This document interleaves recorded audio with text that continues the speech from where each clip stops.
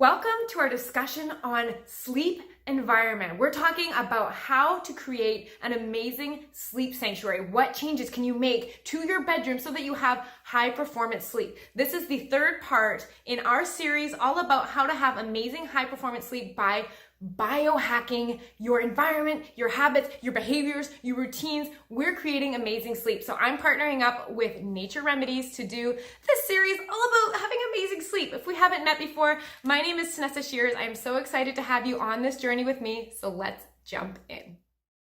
Run down the first part. We spoke about sleep 101, exactly what is sleep, how we can get better sleep, how to biohack our sleep. Second part, last week, we spoke about some tips to biohack your way to better sleep. And today we are talking about your top 3 tips to create a sleep sanctuary. I love that word, such a great word. Oh, doesn't it sound luxurious? Like that's somewhere I want to sleep. In a sleep sanctuary? Yeah, for sure, for sure. Hey, Erica, nice to see you joining in. So let's kick it off. I say we'll just give us a quick rundown about yourself for those who don't know, quick rundown about biohacking for those who don't know, and we'll jump into it. Yeah, absolutely. So my name is Tanessa Shears. I'm a health consultant, and what I do is I work with data. So I love to see how long we're sleeping, what our food is like, what our exercise is like, but I like to see the numbers because numbers don't lie. And that's how we can create change, is when we're measuring how well we're doing and able to actually see the results in numerical data. Like if you're getting 7 hours of sleep and you start getting 7 hours 15, we can see that. That's a number that's concrete that tells us they're improving. So that's what I do with my one-on-one client work, is I'm just like sleeves rolled up, elbows deep in their data, helping them optimize so that they can show up and be high performance in their businesses. So that is what I do. But as far as biohacking that you said, which is a lot of what we're talking about with sleep in respect to the series that we're doing, biohacking is kind of a fun term. Some people are really familiar with it and some people have no idea. Biohacking is a really neat way of doing self-experimentation, seeing what the results are, keeping what works, throwing out what doesn't. So for example, last week we talked about, taking blue light out before bed. So if you take out blue light before bed, what happens to your sleep? So that's biohacking. It's doing things to help hack your sleep and your biology. It's ways of making fun little changes to help improve it. Based on science and numbers also. Always based on science and numbers. But some of them can get a little fun. Some biohackers can have some really unique things that are not quite scientifically proven yet, but are kind of one of those things that's on the forefront of figuring out new stuff, right? What are the, like Dave Asprey is the father of biohacking, and a lot of the stuff he's doing is on the forefront of like, this is new, nobody else is doing this. These are things that are going to help him live to 180, I think it's his goal. So biohacking is kind of extending, I know it's a big goal, but it's all about extending our longevity through things that we can do in our own lives. Yeah. All right. So now we have that out of the way. Today we're talking about creating a sleep sanctuary. You have 3 main tips. We'll outline them right now briefly, and then we'll dive into them a bit more in depth later on. So let's go. Tip number 1. Yeah, well, I'll outline the first 2 we're going to talk about, and then we'll get into the details of them. Number 1 is about our sleep bedroom temperature. It's something we don't give a lot of thought to until it's too hot or too cold, but there's actually a sweet spot which really encourages better sleep. The second one is about blacking out your bedroom. And I know we've heard this before, but I've got some fun things that'll really help you black out your bedroom, because that's going to be important for good sleep. And the last one is to create what I call like a silent sleep bubble. I have so many clients I work with that, live downtown, cars, noise, people on the streets. We need to learn how to block that out so that we can get into deep sleep. So those are the 3 we're going to be talking about today. Yeah, I'm lucky. I actually have all of those pretty much where I live. It's quiet, it's dark, not many neighbors. The temperature is okay. We have some really, really high heat in the summer and not much ventilation, but in general, I have all those conditions, so it's really, really cool to know that I check all the boxes on your list. Oh, that's fine. So yeah, let's jump into the first one. Like you were saying, it's about temperature.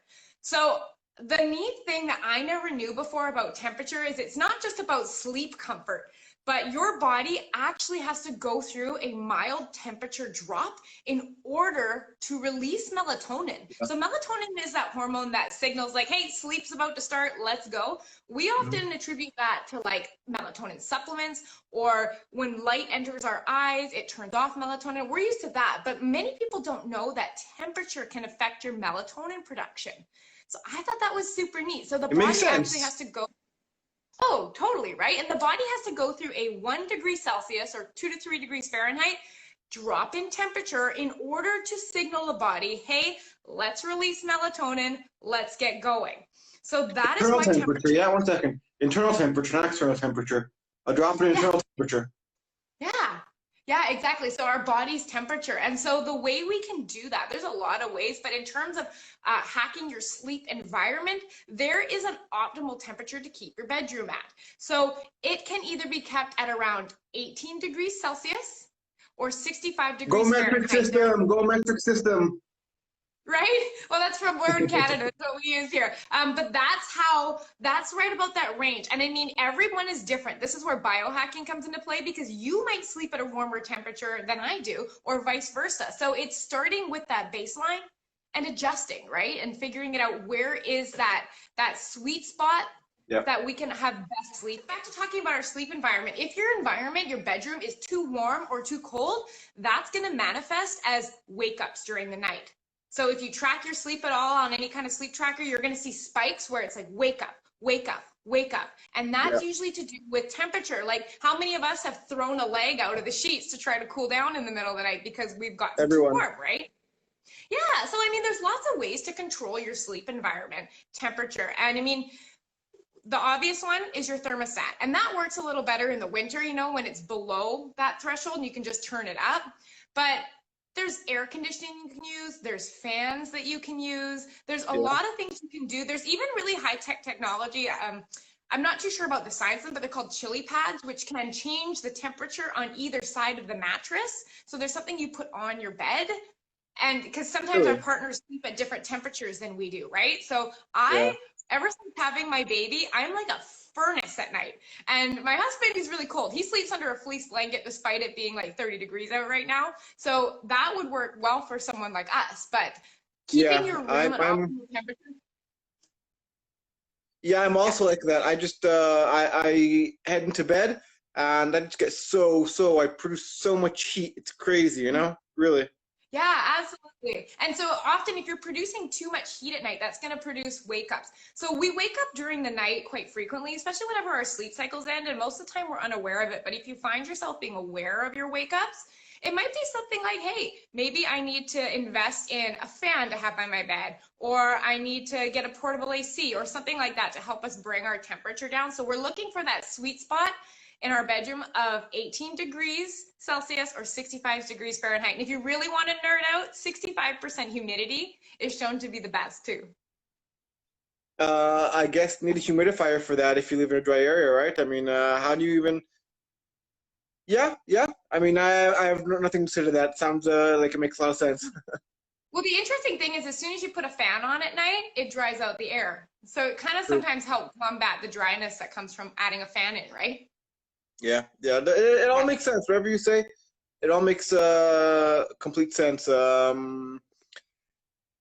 I kind of lost my train of thought, but yeah, I'm here. So let's hop into the next part of creating your sleep sanctuary.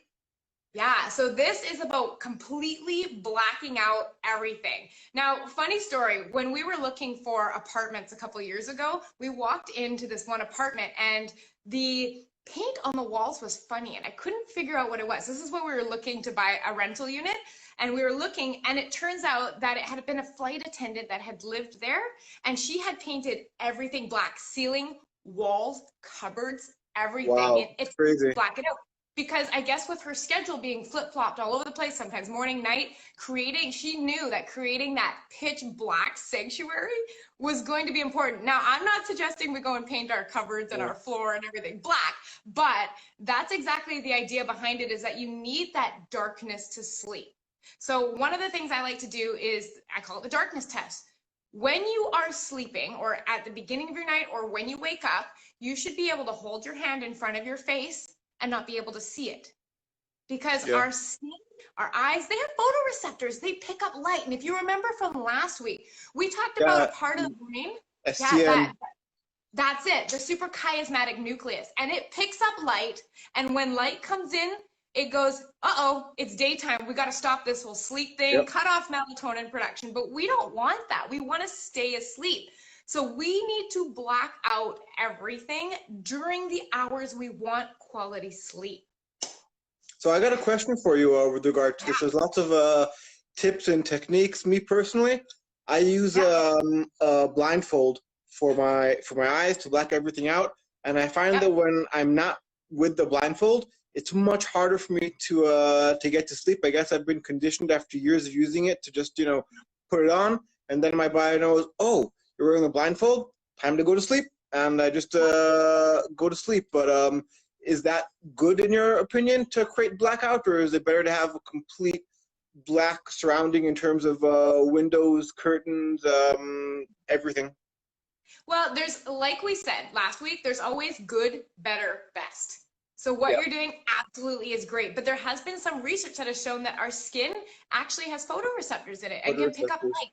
And I'm talking about even light from like flashing on our phone, when you get a message and you get the indicator light blinking, that we can pick up on stuff like that too. So yeah, 100%. The sleep mask will help. Would a dark room help more? Probably. And that's one of those things. You test it. Did it make a difference? Yes. Keep it. No. Go back. But so yeah, there's three main ways that I like to help black out the room. And they're all just mostly different type of window treatments for the most part, because a lot of houses, especially here in Canada, come with just the mini blinds, kind of like you can see on the ones back here. Yeah, but when those, twist them. Yeah, you bet. And when those are closed, like they block out a moderate amount of light, but if you live in any kind of city area, the light from like all of our walkways down here have street lights, right? That light gets in, and it's called light pollution, and it does contribute to keeping us awake. So the best place to start is looking at your window treatments, and there's three main ones that I like to think of.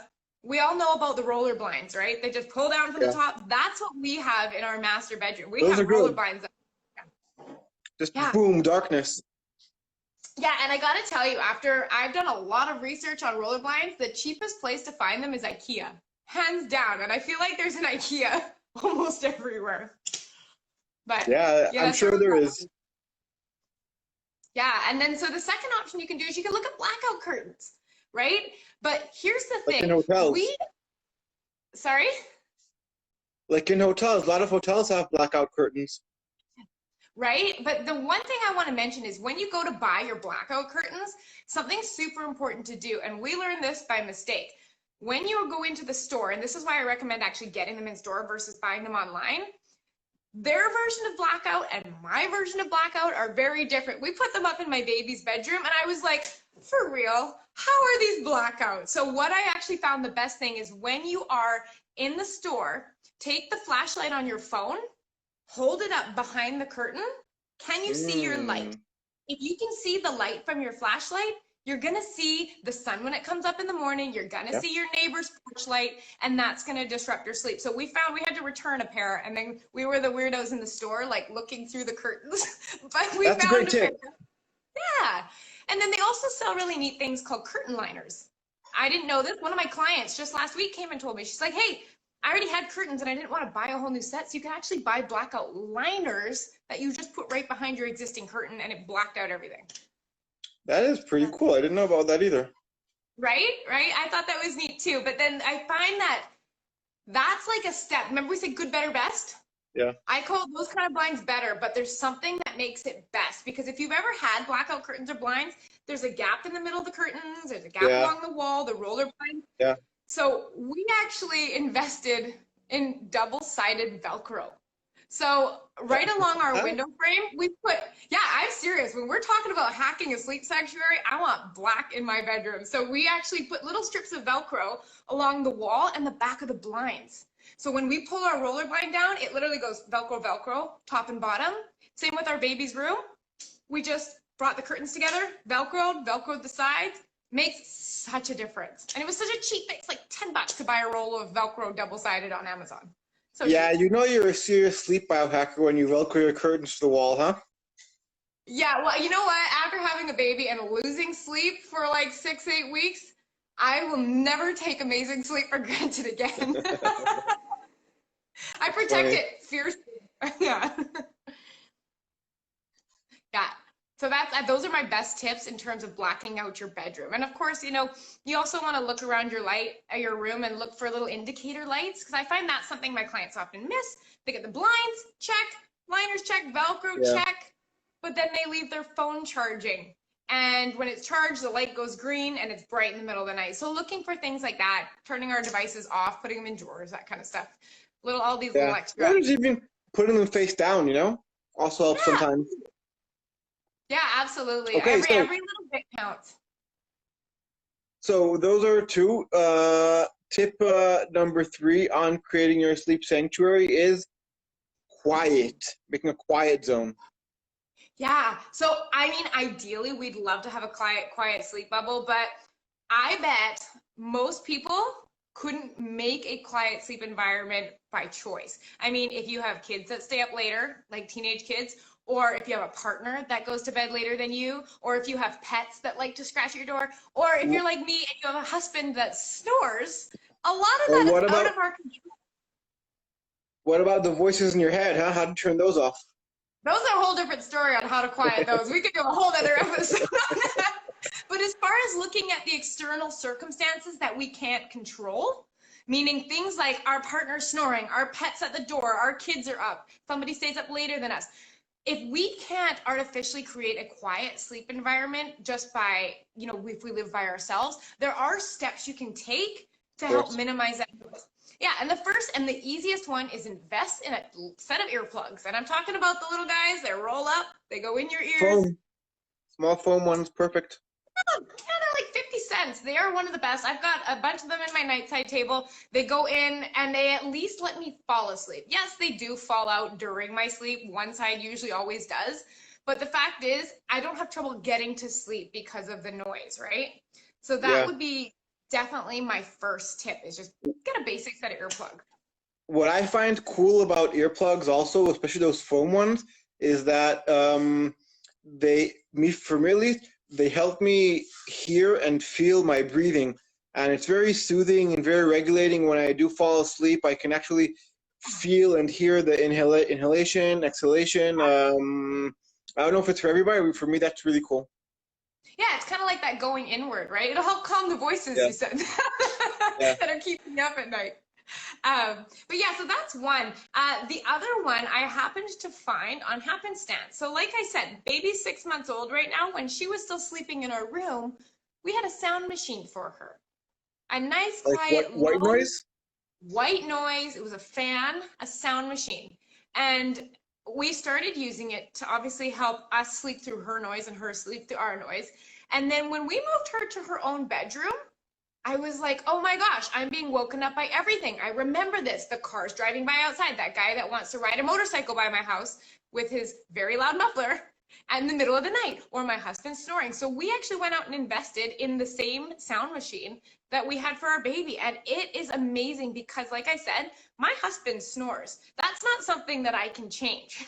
So I need a way to mitigate my startled reaction every time he starts snoring in the middle of the night. So between the earplugs and the sound machine, I'm able to have a very restful sleep. It is very rare that a noise can interrupt my sleep because I've got that constant low white noise happening. So when he does start snoring in the middle of the night, it's not something breaking a silence that's causing me to be jarred awake.